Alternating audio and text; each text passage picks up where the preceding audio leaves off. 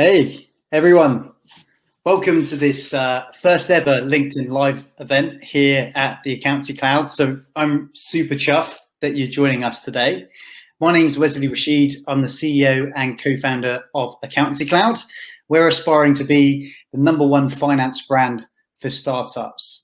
Now, I do have a favor to ask because this is a LinkedIn Live session. There may be some technical difficulties, so do bear with us.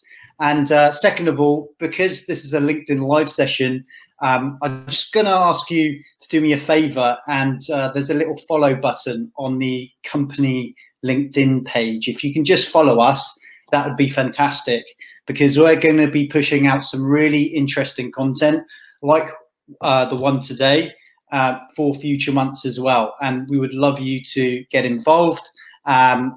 Lastly, because this is a LinkedIn Live session as well, your interaction is super important to us.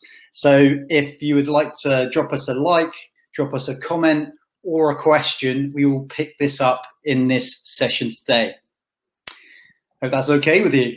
Lastly, because I almost forgot, we do have a follow-up session. We're going to be running R&D clinics the first Friday of every month. So there's another reason for you to go and follow our LinkedIn company page. And these clinics are going to be with our very own Senior R&D Tax Credit Manager Anh Vu, who's one of our fantastic speakers. Okay, so the subject matter is very broad. It's R&D tax credits. And let's face it, a lot of founders and a lot of startups find this very broad subject extremely confusing. So it's our job today to ensure that we demystify R&D tax credits for you.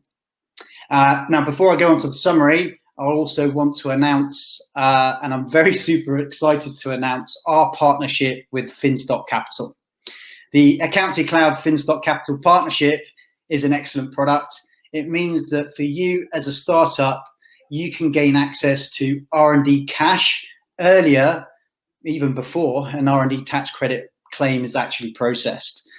So you know what they say, cash is queen and all that. So yeah, definitely an excellent product there.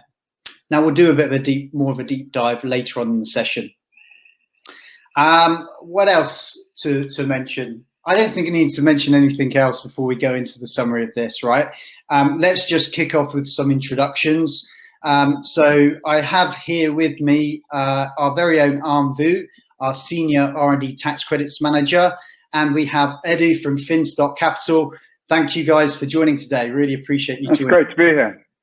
Thank you, Wes. Thank you for the introduction, and hello, everyone. As Wes mentioned, I am the Senior R&D Tax Manager here at the Accountancy Cloud, and I look after the R&D tax service with a team. In terms of my background, I have worked in R&D tech for a number of years. And within that time, have worked in a number of different environments, ranging from the big four, mid-tiers, as well as boutiques, where I've personally been involved with hundreds of R&D claims, ranging from one-man bands right up to multinational and corporates within the high-tech sectors, within a multitude of different sectors, and so on and so forth. And also within our team, like myself, we've also got industry and sector specialists. I have a technical background, and we feel that having that combination of specific industry sector experience with the more obvious corporate tax has given us that pedigree in preparing robust and flexible claims when it comes to R&D tax credits. So that's me in a nutshell. Fantastic, thanks for that great intro, Edo. I just want to jump in because we've got this fantastic product between Accountancy Cloud and Finstock Capital. So how about you let everyone know a little bit about yourself, your role at Finstock, and also the partnership as well. Sure. So thanks, Wes, and great to be here on this live stream today. So I'm a co-founder of Finstock Capital. We started up 3.5 years ago, effectively to provide a solution to early stage businesses to get capital by alternative means. Early stage businesses often can't get capital through high street banks. They struggle to access the normal routes of capital. And normally it's always about equity. So what we're looking at is providing alternative routes. And R&D tax credits in this partnership is a great example of that. Accountancy Cloud are a full package. They provide the accountancy, but also the R&D, and we can help accelerate that R&D claim. So it's really important that we can see those R&Ds and give that to the companies when they require it. So we started up early stage working with some EIS funds, and now we work directly with companies, and these kind of partnerships are a way for us to flourish and kind of grow those relationships further forward. So delighted to be here and happy to talk through that process as we go through the call today. Yeah, fantastic stuff. Sorry, Al, go for it. Did you have something to add there, Anne? No, I was just saying that it completes the process in terms of potentially, whilst some of our clients are waiting for the claims to be processed, they can actually get access to funding to help with the cash flows and so on. And I'm sure Edo will go into more details later on. So that's going to be a win-win situation. Yeah, I hope so, yeah. So, guys, look, let me, before we get into the questions, let me just summarize what we're going to get into in terms of those questions. First of all, we're going to talk about like the overview of R&D tax credits, the eligibility requirements. We'll talk about the process as well, right? Then we'll start getting into the meat of R&D tax credits. There's been some recent changes that have come into effect 1st of April. So this is stuff that you do need to know as a startup. And then we'll shed some light on the Finstock Capital Accountancy Cloud partnership, dive into that with a little bit further detail, right? So that you can get a good broad range of knowledge in this session today. So hope you're with me on that. And we will kick off with the first question, which is not all about the meaning of life. It's all about the meaning of R&D tax credits. So first question is, what is an R&D tax credit and what types of companies are eligible? Let's kick off with you. I think I can answer the question in relation to the R&D, but not the meaning of life. So, so in terms of what is the R&D tax credit, it's a scheme that's been in existence since the year 2000, and it's there to essentially encourage and reward SMEs and large corporates to keep on innovating and developing either the products, processes, services, or systems, and solving problems and so on and so forth. Yeah. So Edu, have you got anything to add there, or? Well, I think it's important to kind of mention, like, tax credits, often people think of just software companies, but it's all range of companies that may be applicable for this. We've seen recently a huge amount of kind of construction or construction related companies coming through, second tier, third tier. You know, a lot of companies have tax credits who aren't aware of it. And actually, the statistics are amazing. So HMRC occasionally release some statistics on this. There's 59,000 claims for 1819. So that's 59,000 separate companies who see themselves as R&D. The market's actually probably quite a lot bigger than that who are eligible. And a key part is understanding what type of spending is eligible. And all sorts of questions we'll come to later on the call. But understanding R&D tax credits, it's a bit more than just for those who are an obvious R&D kind of post-university or otherwise stage of their business. It's all encompassing in terms of what you can offer. Absolutely, yes. And it's not just confined to one sector either. It's open to all UK PLC. And as long as you are striving to solve a problem, to quote the terms within the legislation, seeking to further advance science and technology, and in doing so, encounter some technological uncertainties or difficulties that you've had to perhaps solve, experiment and develop solutions for, then potentially you could qualify in terms of claiming R&D tax credits. Great stuff.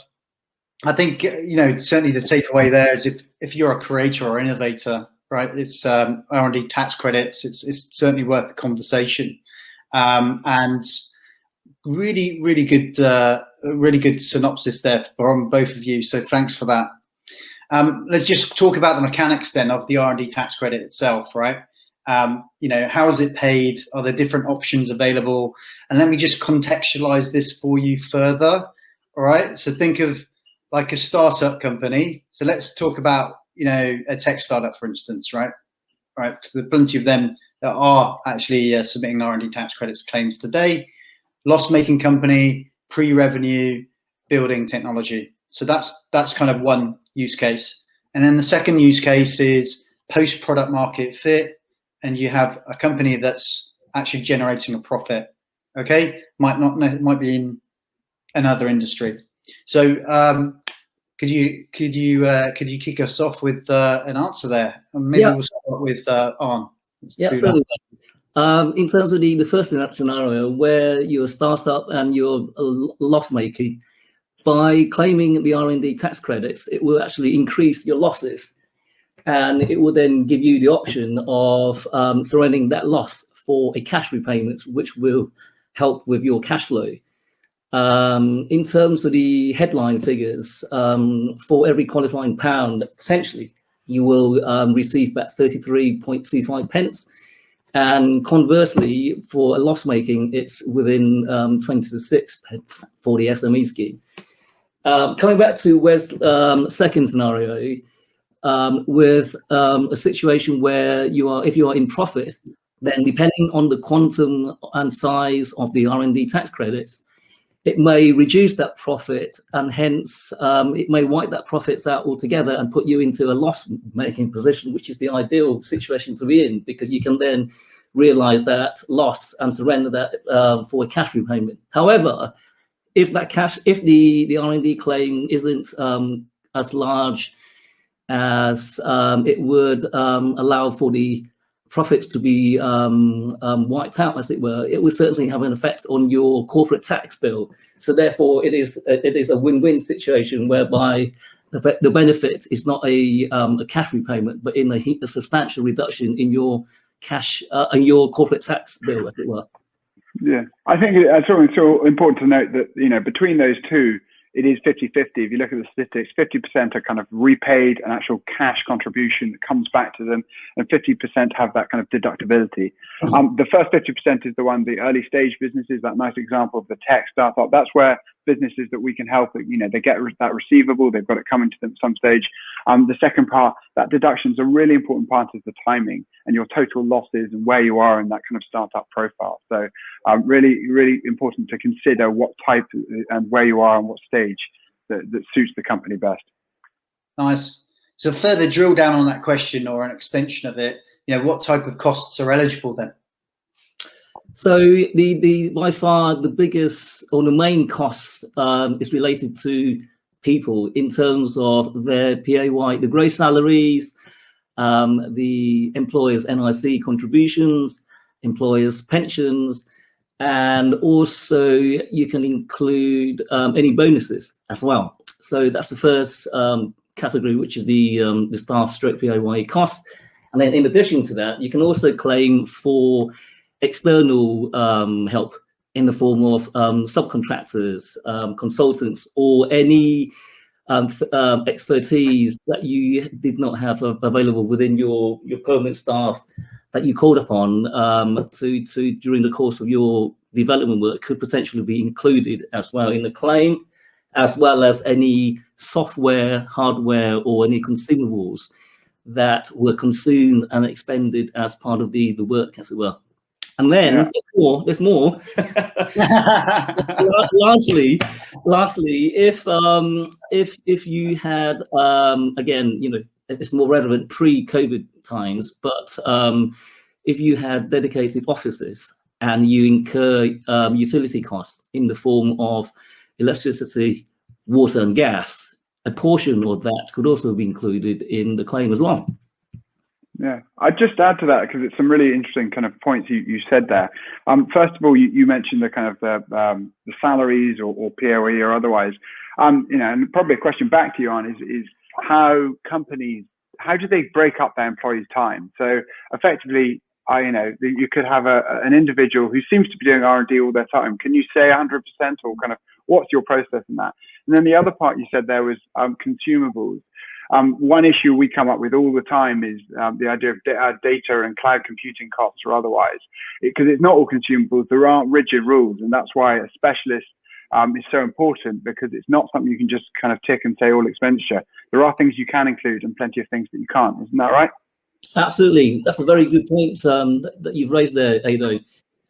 In relation to the apportionments of the costs, the first point that you raised, if you have a formal time recording system where you can pull out and download the various time spent by your staff, then that's all and very well and good, and that's the preferred route. However, as a startup and other SMEs, you don't enjoy having that luxury. So within, and this is stated in the guidelines, that HMRC will accept sensible management estimates in the form of apportionments of the relevant staff's costs based on the intensity and effort that's involved in the development work, and that's done on a percentage apportionment of the gross salary, NIC, pensions, and bonus contributions and payments, as it were.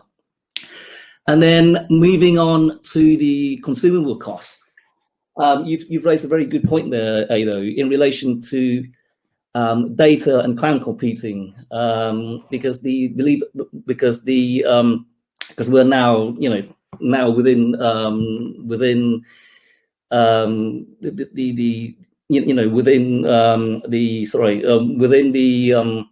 the time, moving with the times. I'm just trying to get the words out.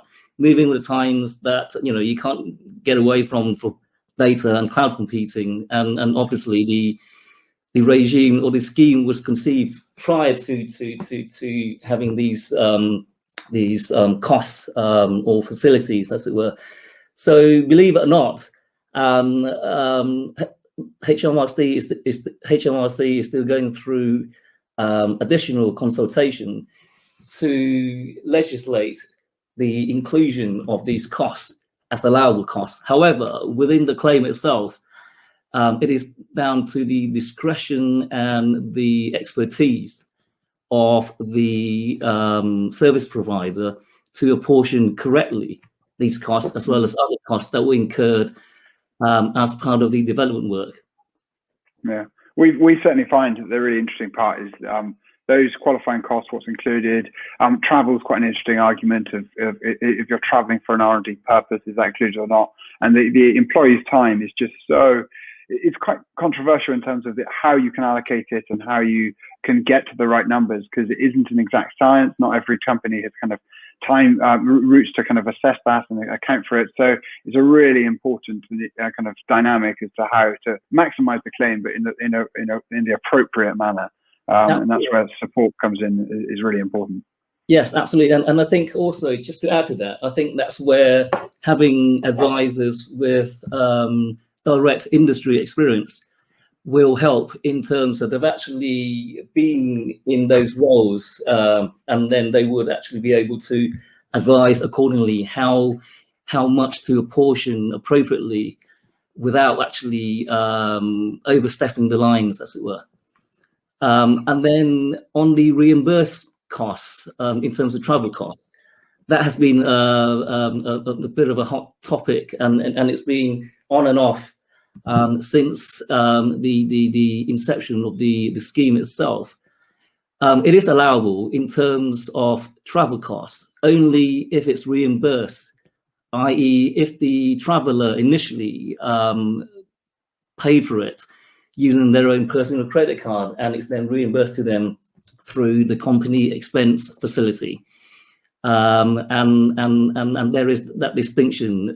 If it was initially paid by company credit card or by the company itself, then unfortunately it's not an allowable expenditure within the claim itself. Great stuff. Guys, very, very comprehensive answer. I'm going to totally oversimplify this and probably place a bet that there are kind of buckets of costs that most startups would ordinarily claim. Please correct me if I'm wrong.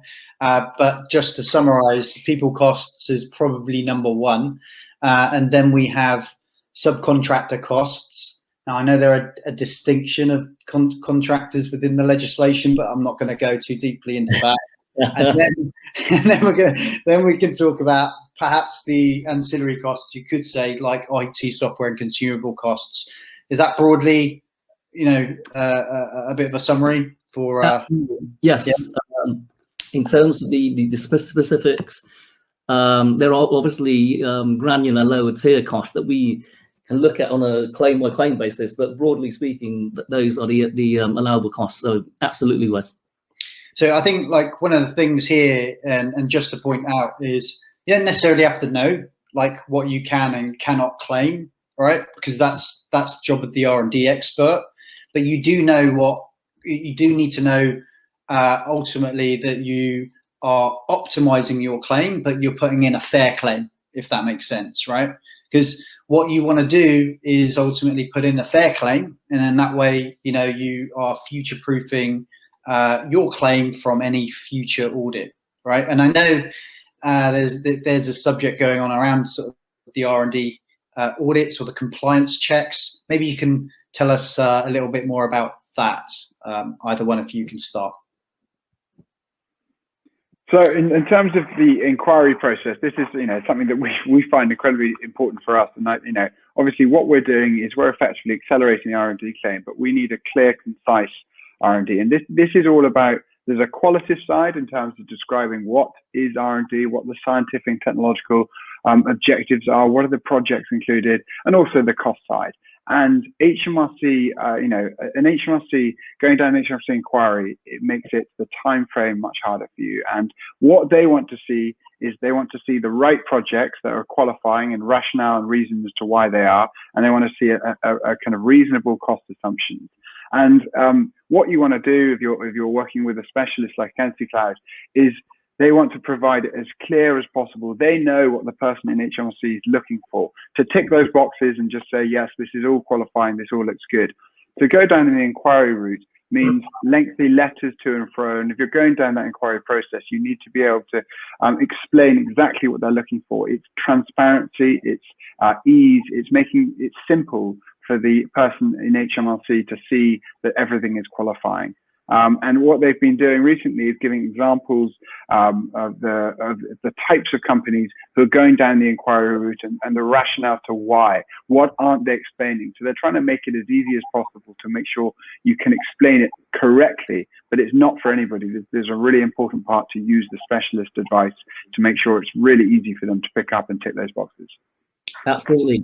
And as the R&D credit regime is actually comes out of the public care, HMRC has every right to randomly carry out spot checks to make sure that it's I'll just interject there. That's actually happening now, right? I mean, they've hired like 100 tax inspectors. Is that right? So it's these compliance check letters that they're starting to send out. Absolutely, yes. They're reinforcing those, if you like, or increasing the frequency and the manpower behind the spot checks to ensure compliance at the back end in terms of the submitted claims are legitimate and so on and so forth. And we, as a service provider, ensure maximize the risk mitigation in all of our claim reports by addressing all of the regime and requirements within the legislation, and in essence, and also over-engineered information that's been presented, and preempting the likely questions that the HMRC are likely going to want and ask. And therefore, whenever they receive our reports and claims, all they have to do, in essence, is to tick the respective boxes to make sure that the claim adheres to the relevant guidelines. Cool. So, look, I mean, really interesting stuff, and thanks, super comprehensive answers, both of you. So appreciate that. Let's talk about, so in your experience, what reservations do people have that stop them from claiming R&D tax credits? Let's take let's take the example of a technology business or a food and drinks manufacturing business that could be eligible but has never claimed. I think the biggest myth has to be that they needed to employ a team of PhDs or developers locked away in the basement somewhere, writing code, experimenting with the next blockchain technologies and so on. And reality is that the emphasis is actually on the development rather than on the research, in terms of research and development, whereby we've had clients within the e-commerce space where it's a one-person band, and she's been developing an e-commerce solution, and she has employed subcontractors to do the work, and she was under the impression that she needed to employ an in-house team and to be doing much more innovative work in terms of almost reinventing the wheel to enable her to claim R&D tax. Whereas in essence, if you are bespoking, adapting a product, a system, a process or service that improves the performance or the functionality, then potentially you could be claiming R&D tax credits. Very nicely put. I haven't got much to add. Normally when companies come to us, they've already decided they've got R&D tax credits. So I think that's very well answered. Cool. Well, look, so there are a couple of schemes out there, right? So a lot of companies will probably fall under one scheme or the other, depending on whether or not they're receiving an R&D grant. One is called the SME Credit Scheme, and the other is called the RDEC scheme. So this is the Research and Development Expenditure Credit. I did remember, which is fantastic. Can you walk us through the differences between the two schemes, guys? Yeah, essentially there is a ceiling test in terms of this distinguishing between the SME scheme and the RDEC scheme. For the SME scheme, in terms of a headcount, it's up to and less than 500, and then in addition to that, your turnover has to be equal or less than 100 million euros, or a balance sheet of equaling or less than 86 million euros. And then anything above that is, you would then fall into the RDEC scheme, as it were. However, in relation to receipt of grants, funding, and so on and so forth, if you, as an SME, receive grant funding such as Innovate UK and so on, there are certain instances whereby you may have to either, in the entirety of your claim, claim under the RDEC regime, or claim under a hybrid scheme whereby part of that claim is made up of the RDEC and part of it on the SME, depending on the ring fencing of the project that's being funded by the grant or the other sources of funding and so on. And just remind me, the difference in terms of size from SME to RDEC is significant. So the majority of claims are SME, whereas RDEC has a smaller amount, but also you get a smaller percentage of expenditure. Isn't that right, Anne? Yes, absolutely. So from a headline benefit perspective, for the RDEC, it's 13%. That's 13% of the qualifying expenditure, whereas for the SME, for a loss making, it's up to 33.25%.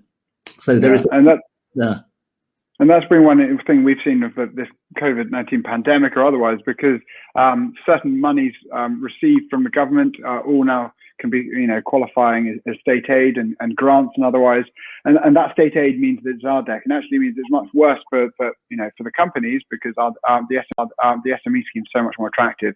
So again, understanding the SME versus R&D is a really important process for us at Finstock Capital, but also in the ways we have partnerships with people like the Accountancy Cloud to make sure that they can understand what is qualifying and exactly which scheme it fits under.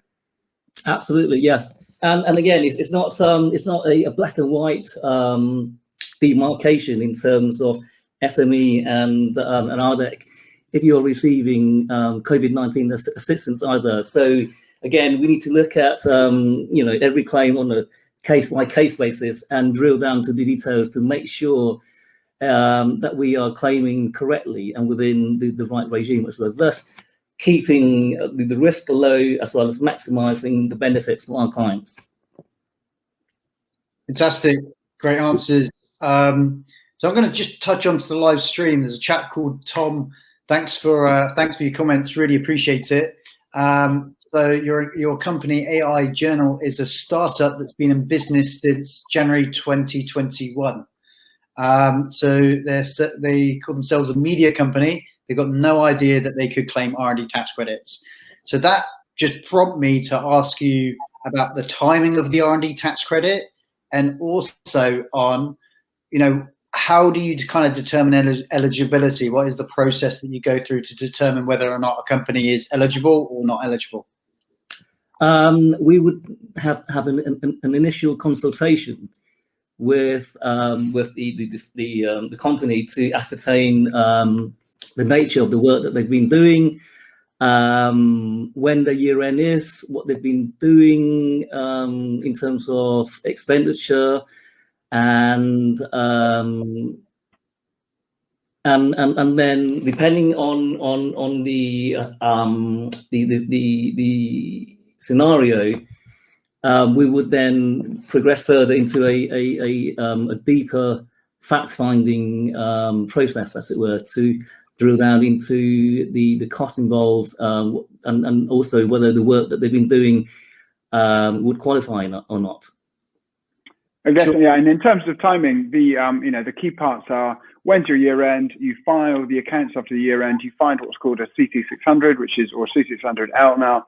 And on that goes to HMRC. HMRC should, in plan, their aim is to try and turn this around as quickly as possible to get you your tax credits. We have seen significant delays in the past. June 19, there was a 3 to 6 month delay in terms of getting those credits back. Yeah. But the timings, that's the bit where we can help with, because the biggest unknown if you're receiving credits, is especially if they're significant credits for a business, is are you going to receive it tomorrow or next month or in 2 months' time? And that's where we can come in and help. But for a company looking at it from early stage, you've got to think about what's the expenditure over the full year. And there are other ways you can shorten your tax year as one end to kind of look at what the expenditure has been year to date or otherwise. There are kind of various other tools that you can use to kind of access those tax credits now. Yeah, absolutely. I mean, HMRC takes on average between 6 to 8 weeks to process the claim, and that could be less or it could be more as well, depending on the claim, and also, especially with COVID within the equation, that could be longer, much longer. So fantastic, Tom. Hope that was helpful, mate. Hope you got some good stuff out of that, those answers. So thank you very much, guys. Let's move on to the next question. And look, we're still very much in it. The last year was tough for every company, right, with the pandemic. So let's talk about its effect on R&D tax credits. Guys, tell me what's changed. How's the pandemic affected R&D tax credits? Who wants to start? Should we go with, let's go with Arne again. Go for it. Yes, absolutely. I mean, COVID has greatly impacted the R&D scheme, in that, first of all, if you receive furlough costs, then obviously the time spent on furlough can't be dedicated to work or any work, let alone R&D work. So that's taken out of the equation if you're claiming R&D within a period where there's been following, not throughout the whole year, but part of it. So that's the most straightforward, if you like, calculations in relation to the R&D scheme. In addition to following, in relation, the bounce back loans and the business interruption loans, they are considered as notified state aid. So again, depending on the purpose that you have spent those loans on, and whether it's been ring-fenced for non-R&D related costs, or whether they've been spent on R&D related costs, it may mean that your R&D claim may have to be made under the RDEC scheme in its entirety, or it may also mean that it could be made under the hybrid, where part of it is SME and part of it is RDEC. Again, we would need to go down into the details and ascertain the exact nature of what's been received and how it was spent and so on. Gotcha. Yeah, and if I was to add anything, there's not much to say in terms of further on the pandemic, but there are all sorts of changes going on in the R&D world. There's the kind of PAYE cap, which we can talk about further, but it's something that's come in, which effectively means you need to really concentrate on, is that going to put a cap on your claims or otherwise? There's all sorts of changes being reviewed at the moment. Earlier, we referred to the kind of data center costs or otherwise. They're in consultation around those. So all sorts of changes continue happening and tweaks to the R&D scheme. So it's not something that has just been left for the last few years. There's always ways they're looking at amending it. First of all, to make sure that there's no risk of people falsely claiming against them, and second of all, to make sure people can maximize claims for the right value. Is there anything that's been missed that should be included? And one area on that side, we do think, our view is that servers and etc. should be included, because many of the companies we work with are using that for R&D purposes. So it would make rational sense to perhaps include those. But those are the other changes going on at the moment. Yeah, really good stuff. Really good stuff. It's a really, really good takeaway there from these guys, because they mentioned obviously the pandemic. There've been loans to startups in various forms. Just check whether when you review the documentation, whether it's considered notified state aid or de minimis. It could impact the R&D credit depending on your use of funds, right? Whether you're hiring more developers or you're using people to help drive forward your R&D project or not. Equally, obviously, there have been some subsidy government schemes like the furlough scheme, for instance. And of course, if you furlough development staff, then you've got less staff costs on payroll, right? For which to claim the R&D tax credit as well. But Edo, you touched on a really good subject, and that was around sort of the changes of the R&D tax credit scheme. And since its birth in the year 2000, I just remember back in those days, which kind of says, well, it says how old I am. Fresh faced, but there you go. But back in 2000, they did around those years. I think those early years, they did have a PAYE cap, and now it's got kind of introduced, right? So let's talk about that subject. Some of the changes in the R&D tax credit scheme, I guess specifically, and I guess quite confusing. Quite confusing for a lot of startups, as these have become sort of more effective now, 1st of April, right? So who wants to start and just give us a bit of an overview of some of the announcements that have been made and some of the changes to the R&D tax credit scheme? Yeah, so I'll take this one, Wes. So in relation to the PAYE cap, you are correct in terms of it was introduced for the first 12 years of the scheme, and it stopped in 2012, and then I think Philip Hammond reinvigorated it in 2018, and it's been in consultation, and it was not until the 1st of April this year whereby it's been made formal into the legislation itself. So in essence, what it is, it's there to combat fraudulent claims, and it's a cap that basically is £20,000 plus 3 times the PAYE and NIC liability of a company, and it's there to, and it's basically, it applies to loss-making companies, and also situations where it will then, where the R&D will then have an effect on a profitable company, and it will then put them into a loss-making position, as it were. Just because I think I'm just quite interested on this topic, because obviously it came into effect 1st of April 2021, so very new. We're still kind of thinking about it. There are 3 exceptions, aren't there? So there's the £20,000 rule, like if you're under £20,000, payable credit below £20,000 will not be affected. The second part is it's related parties, so you can include related parties as well. The third one is this 2-test rule, and in terms of it doesn't apply if you pass the 2 tests. Is that correct? That's correct. Yes.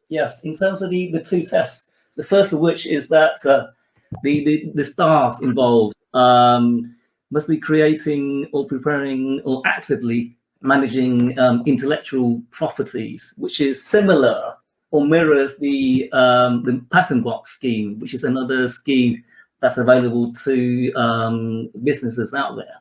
And then the second test is that the fees for the subcontractors and externally provided workers paid to the connected businesses has to account to no more than 15% of the company's expenditure.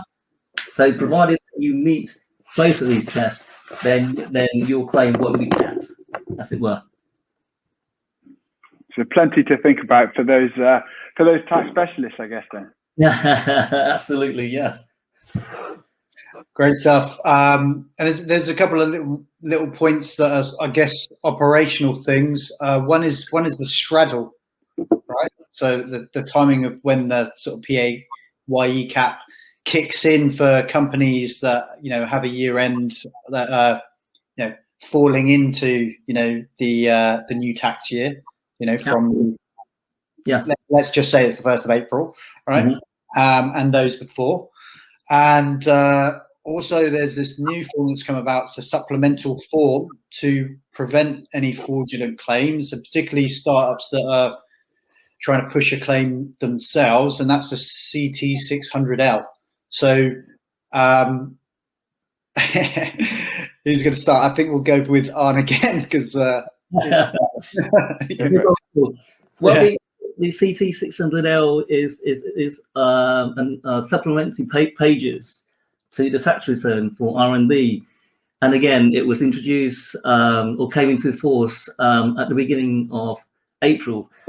And initially, everyone thought it was an April Fool's, but definitely not coincidence with the 1st of April date, as it were.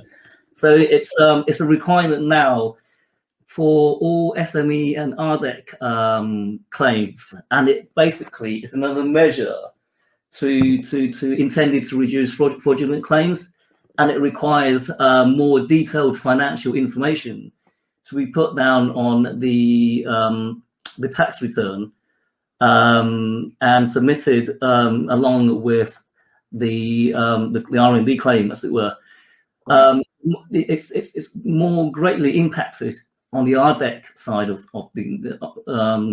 the regime, as it were, because more numerical detail has to be included within the CT 600L itself, as per in comparison with before, when it wasn't a requirement. Gotcha. Look, guys, that's fantastic. Thank you so much. I appreciate those could be sticking points for some startups, by the way, because as Arne mentioned, a few last minute changes to the legislation, which meant of this supplemental form kicked in for everyone, fortunately, but a little bit of extra admin, and we can all deal with that. We've got about 10 minutes or so towards the end, and I'd really love to touch on, our partnership with Finstock Capital, right? This is an excellent product. It means that companies can gain access to R&D tax credit loans even before that you've filed an R&D tax credit. So here we've got Edo.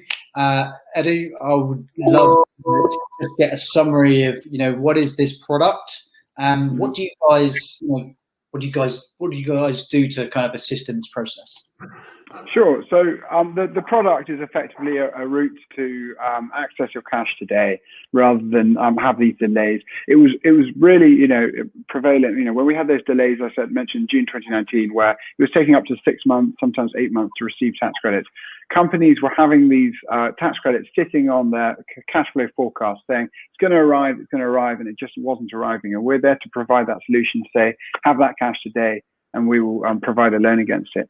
And these partnerships are so important for us, because effectively we get to work alongside Accountancy Cloud, here, and say, okay, what do we need to see? We want to be able to see the draft R&D report. We're looking at it as if we're a tax inspector, reviewing it and making sure that it's hitting all the kind of the right tick marks that I mentioned earlier. So has it got the qualifying criteria, the scientific technological breakthrough? Is it got the costs involved? Has it got the right costs involved? And is it written in an appropriate manner? And that partnership means it's really important, because we can review that. But not only that, we could also review the management information provided, and we can get a full understanding of the company's health to be able to say, yes, you can access this capital now. And that means that effectively you don't take that risk on how long it's going to take, and you can access it now. In terms of the structure and the fundamentals around it, we only provide 75% of the loan, or loan against the tax credit. So that's a 75%, what's called an LTV. And what we're lending against is saying, okay, we've got the claim, we've got that future claim coming, we can give that to you today, we'll review it, and we'll get comfortable with it, and we'll borrow it. It normally takes, our due diligence process normally takes around 2 weeks. It has taken as short as a few days, but effectively, the partnership means that it's a much easier, streamlined process, so we can really work together to get the information and get that capital to the companies as quickly as possible. A lot of these early stage businesses we work with are cash hungry. Cash is king. They're looking to spend on their product. They've got difficult month ends, etc. Especially with payroll or otherwise, and we're there to help them. We're there to work on a solution. So when a company comes to us, we effectively want to be able to say, okay, when do you need the money by? We will work to your time frame, and we'll get you that capital as quickly as possible. Our due diligence process, when we work together, we work in partnership with Accountancy Cloud to see what we can in terms of this management information, these cash flow projections, the R&D claim. And all of that gives us a good degree of comfort in terms of saying, okay, this is the company we're lending to, and this is how we can do it. The overall terms, we charge an arrangement fee and an interest rate on that. And those two factors relate to what the time frame of the loan is. Our average loan has been 3 months, and we've provided over 150 loans against R&D. And the average is 3 months, and that's a short-term help to the companies. And we at Finstock Capital also do a different types of loans to companies. We do venture debt, we do some longer-term borrowings. But this is all to early-stage businesses. And the reason we think that is we've seen that there is this shortage of capital to those businesses, where they just can't get bank debt, and they're reliant on raising equity. And raising equity is difficult. It takes time, and there's a legal process to kind of complete on certain dates, and often it takes much longer than planned. So our solutions are there to provide that as a route, and to understand that, to kind of get them access to capital when they need it. Yeah, wonderful. And it's just, I'll just touch on the point here that, this is educational content. So every startup founder, you've got various different funding options. So, do consider all the various options that are available to you. If an R&D tax credit loan isn't suitable, then it's not suitable, right? We're just here to just outline some of the benefits of this partnership, because we work very, very closely with these guys. We could certainly vouch for them. They're a great bunch. It's all right. You'll me later. But no, genuinely, they do want to help startups. They work with a bunch of startups already, and certainly, within our portfolio as well. But that's all well and good, right? It's painting a nice rosy picture of the R&D tax credit loan facility. In your experience, what are some of the challenges when working in partnership in order for a startup, in order to get those R&D tax credit loans? What challenges have you seen? So, well, the key part is we've mentioned many of them already. The legislation changes. When we're lending against R&D, we want to be able the companies to see exactly what it is that they've done over the year, what the scientific technological breakthrough is. And this isn't a report you can just submit year over year over year, the same report. It has to talk through the projects and what you've been doing. And some of the risk that we see when and the importance of these partnerships is an understanding of the R&D legislation and an understanding of that process and exactly what the HMRC inspectors are looking for. And that's where it's a win-win for both of us, because we can see that this has been thought through, that the process has gone through to make sure this is qualifying R&D, and the costs have been analysed. And often we see, and I'm not going to judge anybody, but high street banks or high street accountants or otherwise don't often have that capacity to really focus on R&D. We also look at creative tax relief and others, and these specialist areas. It's really important that you're getting specialist advice on them. And that means because you want to maximize the claim value, absolutely, but also reduce the risk of inquiry, reduce the risk of incorrectly filing a claim. And also, there's an element of, are you really getting the right, the right report out? Is it saying the right things? And all of these things are very important to early stage businesses. Fantastic. So I've just got one question then. Is there when is it best for a startup to approach us or to approach you at Finstock Capital to kind of kick off this process that you have? Well, this is we work because of our partnership. It actually works really well, because when you start thinking about the R&D, what's been qualifying, and when a company starts approaching the Accountancy Cloud and says, look, I like this idea of tax credits, do you think we have any? From the review process the Accountancy Cloud does of understanding, again, what the scientific technological breakthrough is and also what the costs are, the Accountancy Cloud can then review that and provide us with a draft to say, this is what it has been. And on that draft, that's the stage when we can come in and say, look, okay, we've got the Accountancy Cloud. Knows his stuff here. He's been around the R&D world for a long time. He's seen the legislation changes, and that gives us a lot of comfort to be able to say, yes, okay, on here, the draft report is stating this, and that's the right time for us to come in and say, okay, here you go. And even if that's prior to your year end, we can work together with Accountancy Cloud to make sure that company gets the credits when they need it. And I suppose the benefit of the existing Accountancy Cloud client, as well as the new Accountancy Cloud clients, is that in addition to that technical information, there's also the accompanying financial, i.e. the accounts, the trial balances, the bookkeeping that's there in readiness for you to do a complete assessment, as opposed to just having a one-sided view. Absolutely. Fantastic. So we've got a couple of questions. We have one, we obviously did some internal marketing to our clients. So we've got one coming in from our clients, but we also have one on the live feed. This one's directed to Edu. Edu, how long is the loan process? How does the loan process work in terms of timings? Can it be applied before the year-end accounts and tax comps are finalised? But if the R&D numbers are ready, and that's from Alice Bailey. Thank you so much for your comment there. Great. Well, thanks for the question, and very easy answers. Yes, you can definitely apply for it before the year-end accounts. You've got the tax computations are finalised, then that's definitely a point that we can come and get involved. In terms of the process, normally 2 weeks. The shortest, I'm going to say, was 4 days. But wow. We can do it as quickly. We try and work to the timetable that we're given. So this is the important part, is always payroll.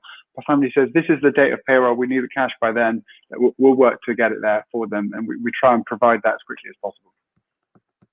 Fantastic. Thanks for that. I hope that helped, Alice, and anyone else that's watching. Great stuff. Then I've got a question from our client portfolio. This one is directed towards you, Arn. What do you think makes using an R&D specialist better than a high street accountant? I think the distinguishing difference is the specialism that exists within the team in terms of sector experience as well as claim preparation experience, because the specialism focuses on preparing claims and not being diluted in terms of other accountancy and tax services. So that's where the focus and the fundamental differences are in terms of expertise as well as sector specialism, thus combining those with the requisite tax expertise will mitigate most of the risk of the claim either being rejected or being investigated upon, hence increasing the success, as it were. And I hope that's answered your question. Absolutely. Thank you so much, Arn. Really, really appreciate it. We are here to help startups. We're super passionate about helping startups build their companies, and R&D tax credits is a great source of funding as well. So hopefully everyone got a chance to learn a little bit more about this mystical and confusing subject, and hopefully we deconfused it for you.